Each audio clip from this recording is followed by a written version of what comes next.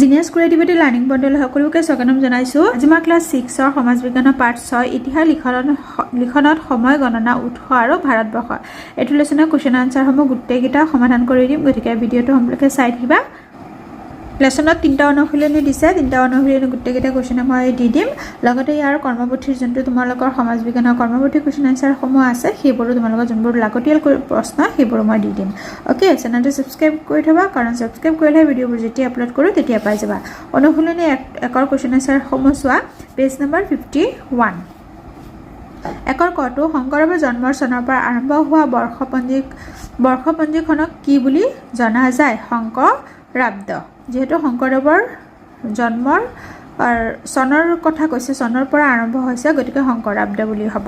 ভাস্কৰাব্দৰ আৰম্ভণি কোনজন ৰজাৰ ৰাজ অভিষেকৰ বছৰৰ পৰা হৈছে? ভাস্কৰাব্দ শব্দটো কোনজন ৰজাৰ পৰা আৰম্ভ হৈছে? ভাস্কৰ বৰ্মনৰ। অ'কে, মনত ৰাখিবা, এইটো ভাস্কৰ যিহেতু ইয়াত আছে, গতিকে ভাস্কৰটো এনচাৰটো মনত ৰাখিবলৈ সুবিধা হ'ব। মুছলমানসকলৰ পৰম্পৰাগত বৰ্ষপঞ্জীখনৰ নাম কি? হিজৰী। হতচিকাৰী হি, বৰ্গীয় জ, দীৰ্ঘইকাৰ। একেবাৰে সহজ হয়। গ্ৰেগৰিয়ান বৰ্ষপঞ্জীৰ আৰম্ভণি বছৰটো কোনজন বিশেষ ব্যক্তিৰ জন্মৰ পৰা গণনা কৰা হয়? কোনজন গ্ৰেগৰিয়ান বৰ্ষপঞ্জীখন যোনখন আছে সেইখন কোনজন ব্যক্তিৰ পৰা আৰম্ভ কৰা হয়? যীশু খ্ৰীষ্টৰ। এক দশক বুলিলে কি বুজায়? এইটো উত্তৰ মই ইয়াৰ ওপৰতে লিখি দিছোঁ। চোৱা, এক দশক মানে হ'ল 10টা বছৰৰ সময়ছোৱা। তাৰপিছত চোৱা নেক্সট কুৱেশ্যন, প্ৰথম চোৱাটো 1000 বছৰক একেলগে বুজাবলৈ কোনটো শব্দ ব্যৱহাৰ কৰা হয়? 1ৰ প্ৰথম চটো উত্তৰটো পেজ নম্বৰ 50তে আছে, সহস্ৰাব্দ। এইটো ৱৰ্ড 1000 বছৰক একেলগত কি কয়? সহস্ৰাব্দ। এইটো সহস্ৰাব্দ। স্পেলিংবোৰ অলপ ভালকৈ মনত ৰাখিবা। তাৰপিছত 2 নম্বৰটো চোৱা, ইতিহাস আৰু কাহিনীৰ মাজত কি পাৰ্থক্য থাকে? উত্তৰটো মই একেবাৰে সৰুকৈ লিখি দিছোঁ। চোৱা, ইতিহাস হ'ল অতীতত ঘটা সত্য ঘটনাৰ লিখন। অতীতত যোনবোৰ ঘটি থাকে সত্য সঁচাকৈ যোনটো ঘটনা ঘটিছে সেইবোৰে ইতিহাসত লিখা হয়। আনহাতে কাহিনী হৈছে কাল্পনিক ঘটনা। কাহিনীবোৰ কি হয়? যেনেকুৱা সাধু কথা বা কাহিনী, সেইবোৰ কি হয়? যিকোনো এটা চৰিত্ৰক লৈ পেলাই বনোৱা হয়। কাহিনী হৈছে কাল্পনিক ঘটনা বা চৰিত্ৰৰ কথোপকথন, মানে কথাৰে লিখিত নহয়। কাহিনীবোৰ লিখিত নহয়, কিন্তু ইতিহাসবোৰ লিখিত। 3 নম্বৰ প্ৰশ্নটো চোৱা, ইতিহাস লিখনৰ ক্ষেত্ৰত সবাতোতকৈ গুৰুত্বপূৰ্ণ উপাদান কি? এইটো উত্তৰটো, ইতিহাস লিখনৰ ক্ষেত্ৰত সবাতোতকৈ গুৰুত্বপূৰ্ণ উপাদান হৈছে তথ্যৰ সঠিক উৎস আৰু প্ৰমাণ। তথ্যবোৰ সঠিক থাকিব লাগিব আৰু তাৰ উৎসসমূহ শুদ্ধ হ'ব লাগিব আৰু প্ৰমাণ সহকাৰে সেইবোৰ মানে থাকিব লাগিব, তেতিয়াহে সেইবোৰ ইতিহাসত গুৰুত্ব দিয়া হয়। অ'কে, নেক্সট অনুশীলনী 2টো চোৱা। অনুশীলনী 2টো আছে পেজ নম্বৰ 53। 1ৰ কটো ইতিহাস অধ্যয়নৰ উৎস বুলিলে কি বুজা? উত্তৰটো চোৱা, ইতিহাস অধ্যয়নৰ উৎস মানে হৈছে সেই সকলো নহয়, সকলোবোৰ। এইটো সকলোবোৰ বুলি দিবা দেই, বোৰ সকলোবোৰ উপাদান বা তথ্য যিবোৰৰ সহায়ত অতীতৰ বিষয়ে জানিব পাৰোঁ, যেনে পুৰণি পুথি, ফটো, পুৰণি ব্যক্তি ইত্যাদি। নেক্সট কুৱেশ্যন নম্বৰ 1ৰ খটো চোৱা, ইতিহাস অধ্যয়নৰ দুবিধ উৎসৰ নাম লিখা। উৎস ইতিহাস অধ্যয়ন কৰোঁতে আমি ক'ৰ পৰা আমি ইতিহাসবোৰ আমি মানে আগৰ কথাবোৰ আমি পাব পাৰোঁ, কেনেকুৱা ধৰণৰ বস্তুৰ পৰা? চোৱা, খ নম্বৰ, ইতিহাস অধ্যয়নৰ দুবিধ উৎসৰ নাম হ'ল লিখিত উৎস, প্ৰত্নতাত্ত্বিক উৎস, শিলালিপি, পুৰণি পুথি। নেক্সট কুৱেশ্যন নম্বৰ গটো, এপিগ্ৰাফিষ্টসকলে কিহৰ বিষয়ে অধ্যয়ন কৰে? 1ৰ গড় উত্তৰটো পেজ নম্বৰ 52ত আছে। 1ৰ গড় বুলি মই ইয়াতে লিখি দিছোঁ। এপিগ্ৰাফিকসকলে কিহৰ ওপৰত অধ্যয়ন কৰে? শিলালিপি, তাম্ৰলিপি, মুদ্ৰালিপি। এনেকৈ লিখি দিবা, প্ৰশ্নৰ লগত মিলাই যায়। এপিগ্ৰাফিষ্টসকলে কিহৰ ৱৰ্ডটোৰ ঠাইত তোমালোকে লিখিবা শিলালিপি, তাম্ৰলিপি, মুদ্ৰালিপি বিষয়ে অধ্যয়ন কৰে। তাৰপিছত ঘ নম্বৰটো, জীৱাশ্মৰ বিষয়ে অধ্যয়ন কৰা লোকসকলক কি বুলি জনা যায়? যিসকল লোকে জীৱাশ্মৰ বিষয়ে অধ্যয়ন কৰে তেওঁলোকক কি কয়? পুৰাজীৱ বিজ্ঞানী। অ'কে, পুৰাজীৱ বিজ্ঞানীসকলে জীৱাশ্মৰ অধ্যয়ন কৰে, গতিকে জীৱাশ্মৰ বিষয়ে অধ্যয়ন কৰা লোকসকলক কি বুলি কয়? পুৰাজীৱ বিজ্ঞানী। তেনেকৈ লিখি দিবা। নেক্সট কুৱেশ্যন নম্বৰ উঙটো, নৃতত্ত্ববিদসকলে কোনবোৰ বিষয়ে অধ্যয়ন কৰে? এইটো পেজ নম্বৰ 51ত আছে। নৃতত্ত্ববিদসকলে প্ৰত্নতাত্ত্বিক স্থানত থকা শিল্পকৰ্মসমূহ পৰীক্ষা কৰি অতীতৰ মানুহৰ সাংস্কৃতিক আচৰণ পুনৰ অধ্যয়ন কৰে। তাৰপিছত কুৱেশ্যন নম্বৰ 2 টো চোৱা ইতিহাসবিদসকলে উৎসসমূহৰ সত্যতা কিদৰে নিৰূপণ কৰে ইতিহাসবিদসকলে যোনবোৰ উৎস পায় সেইবোৰ সঁচা নে মিছা কেনেকৈ সেইটো প্ৰমাণ কৰে 2 নম্বৰ কুৱেশ্যনটো পেজ নম্বৰ 52 ত আছে এইটো চোৱা ইয়াৰ পৰা ইয়ালৈকে হ'ব ওকে ইতিহাসবিদসকলৰ পৰা এই বিচাৰ কৰিবলগীয়া হয়লৈকে লিখিলে আনসাৰটো কমপ্লিট হৈ যাব কুৱেশ্যন নম্বৰ 2 আনসাৰটো তোমালোকে এনেকৈ লিখিব পাৰিবা এইটো সৰুকৈ দিছোঁ ইতিহাসবিদসকলে বিভিন্ন উৎসৰ পৰা তথ্য সংগ্ৰহ কৰি সেইবোৰ তুলনা কৰি কোনটো উৎস অধিক নিৰ্ভৰযোগ্য তাক বিচাৰ কৰি উলিয়াই উৎসসমূহৰ সত্যতা নিৰূপণ কৰে নেক্সট কুৱেশ্যন নম্বৰ 3 টো চোৱা ইতিহাস লিখনত আন বিষয়ৰ ভূমিকা বৰ্ণনা কৰা 3 নম্বৰটো 3 নম্বৰ উত্তৰটো চোৱা ইতিহাস লিখনত আন বিষয়ৰ গুৰুত্বপূৰ্ণ ভূমিকা আছে ইয়াৰ ভিতৰত প্ৰত্নতত্ত্ব নৃতত্ত্ব পুৰাজীৱ বিজ্ঞান লিপিবিদ্যা আদি পুৰণি বস্তু লিপি জীৱাশ্ম সাহিত্য ভাষা আদিৰ বিষয়ে জনাত সহায় কৰে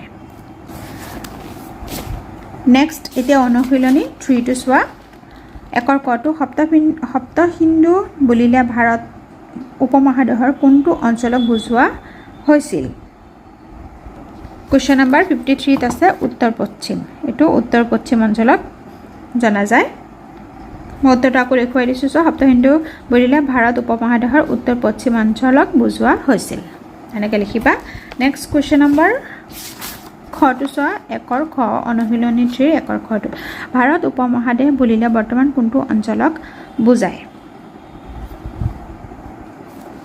ভাৰত উপমহাদেশ বুলিলে এইটো পেজ নম্বৰ এইটো তলতে আছে 55 পেজ নম্বৰ ভাৰত উপমহাদেশ বুলিলে কোনকেইটা অঞ্চলক বুজায় ভাৰতকে ধৰি পাকিস্তান বাংলাদেশ আফগানিস্তান ভূটান আৰু নেপালক একেলগে লিখিবা একেলগে ভাৰত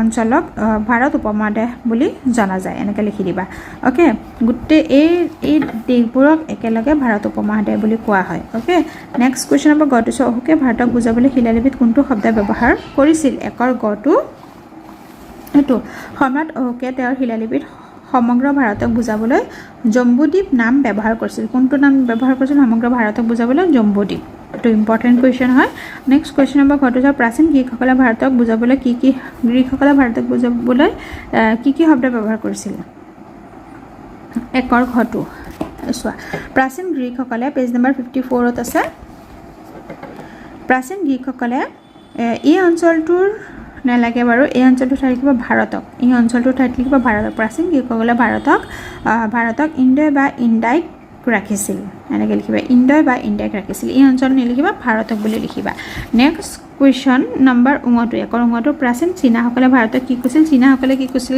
গ্ৰীকসকলে কি কৈছিল ভাৰতৰ কি নাম দিছিল এইকেইটা ভালকৈ মনত ৰাখিবা দে কনফিউজ নহবা চোৱা প্ৰাচীন চীনাসকলে ভাৰতক য়ন্ত বা হিন্দুৰ পাৰ ইউণ্ডু বুলি উল্লেখ কৰিছিল এইটো আনসাৰ 54 তে আছে নেক্সট হল প্ৰথম চোৱা ভাৰতৰ কোনটো অঞ্চলক ভাৰতম বুলি কোৱা হয় দক্ষিণ ভাৰত এইটো সাইডতে লিখি দিছোঁ 2 নম্বৰটো ভাৰত শব্দটো কিদৰে আহিল বৰ্ণনা কৰা ভাৰত শব্দটো কিদৰে আহিল বৰ্ণনা কৰা এইটো পেজ নম্বৰ 54 তে আছে চোৱা ইয়াৰ পৰা মহাভাৰতৰ সমগ্ৰ উপমহাদেশখনক বুজাবলৈ পৌৰাণিক ৰজা ভৰতৰ নামেৰে ভাৰতবৰ্ষ শব্দটো ব্যৱহাৰ কৰা হৈছিল আৰু ইয়াৰ পৰা ভাৰত নামটোৰ উৎপত্তি হোৱা বুলি কোৱা হয় এনেকৈ লিখি দিবা কুৱেশ্যন নম্বৰ 3 ইণ্ডিয়া নামটোৰ উৎপত্তিৰ বৰ্ণনা কৰা ইণ্ডিয়া নামটোৰ উৎপত্তি কুৱেশ্যন নম্বৰ 3 উত্তৰটো হ'ব পেজ নম্বৰ 54 ত এই পাৰস্যৰ ৱৰ্ডটোৰ পৰা পাৰস্যৰ লোকসকলে ভাৰতক হিন্দু বুলি কোৱা উল্লেখ কৰিছিল ই হিন্দুৰ ৰূপান্তৰিত ৰূপ প্ৰাচীন গ্ৰীকসকলে এই অঞ্চলটোৰ নাম এইখিনি লিখিবা এইটো এনসাৰ লিখোতে এই অঞ্চল বুলি লিখিলেও একো নাই দে কাৰণ ভাৰত ৱৰ্ডটো আগত কোৱা হৈছে ওকে ইয়াৰ পৰা তোমালোকে এই বুলি ধাৰণা কৰা হয়লৈকে লিখি দিলে 3 নম্বৰ কুৱেশ্যন আনসাৰটো কমপ্লিট হ'ব অনুশীলনীৰ 3টাই আছে এতিয়া মই কৰ্মমুখী কুৱেশ্যন আনসাৰসমূহ ইম্পৰ্টেণ্ট কুৱেশ্যন আনসাৰসমূহ দিছোঁ যোনবোৰ পৰীক্ষাত আহিবলগীয়া প্ৰশ্ন ওকে এতিয়া চোৱা পাৰ্ট 6 কৰ্মমুখী কুৱেশ্যন আনসাৰসমূহ মেচ দ্য ফলোইং দিছে 1 নম্বৰটো বিক্ৰম সম্বতটো কি হ'ব ৰজা বিক্ৰমাদিত্য হক ৰজাৰ পৰাস্ত কৰাৰ পৰা এইটো বিক্ৰম সম্বত এইটোৰ লগত মিলিব ওকে হিজৰীটো কি হ'ব হিজৰীটো যে আমাৰ মুছলমান ধৰ্মৰ লগত জড়িত গতিকে হজৰত মহম্মদে মক্কাৰ পৰা মদিনা যাত্ৰা কৰাৰ পৰা হিজৰী যোনটো কেলেণ্ডাৰ থাকে কেলেণ্ডাৰটোৰ নাম হিজৰী তাৰপিছত ভাস্কৰাব্দটো হ'ব ৰজা ভাস্কৰ বৰ্মনে ৰাজপথত আৰোহণ কৰাৰ পৰা মানে কোনটো শব্দ কোনজন ব্যক্তিৰ আৰম্ভণিৰ পৰা হৈছে ওকে শংকৰ শব্দটো শংকৰদেৱৰ জন্মৰ পৰা এইটো সকলোৱে জানা গতিকে এইটো মেচ দ্য ফলোইংটো ইম্পৰ্টেণ্ট কুৱেশ্যন হয়